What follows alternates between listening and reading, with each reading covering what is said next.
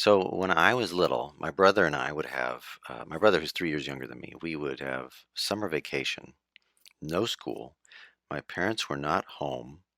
I guess I would have probably been, I don't know, maybe 13 years old, 14, 15, somewhere in there. Certainly old enough to be home alone with take care of my younger brother.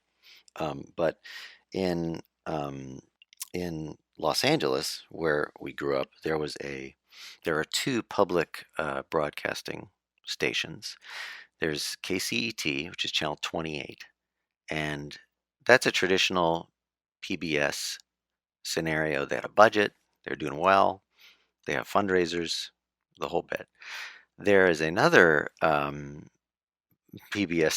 There's another station which I think is located higher up in the valley, like in Palmdale or something.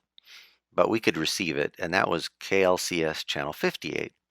And so, whereas you would see Sesame Street and PBS Kids and all that stuff on KCET, that stuff, that fare, those things that you would expect a kid to be able to watch on PBS, Mr. Rogers, things like that.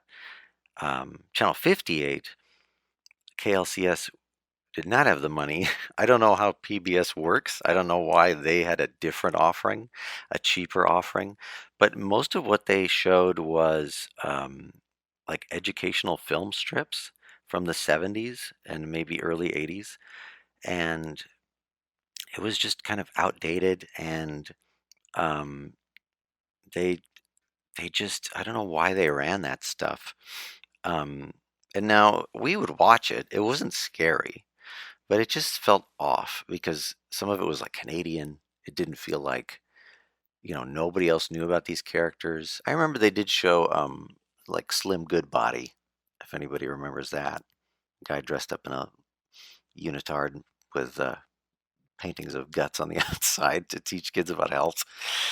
Um, but one of the things that stuck with me the most was it's a show that it was a film strip for classrooms, I assume. I don't know much about it, but it's called Inside Out. And I think it was, judging from the look, it was like late 60s, early 70s aesthetic. And the episodes were only like 10, 15 minutes long at most. And they would present like a moral or social quandary to the viewer, like, a kid making fun of his kid sister and then something happening and the kid having to make a decision. And the thing about those particular ones, because they were film strips, I believe that the correct context for them was for a teacher to show them in a classroom, show the whole thing to the class, and then because they end on a question, to lead the class in a discussion about what they just saw. And that was your lesson plan. However, when you're watching it at home and there's no proctor, there's no teacher to guide you through this and have a discussion. It's just this weird alien, something weird happened, something bad happened, and you get no closure about it. There's nothing to do. This over, and that's the end.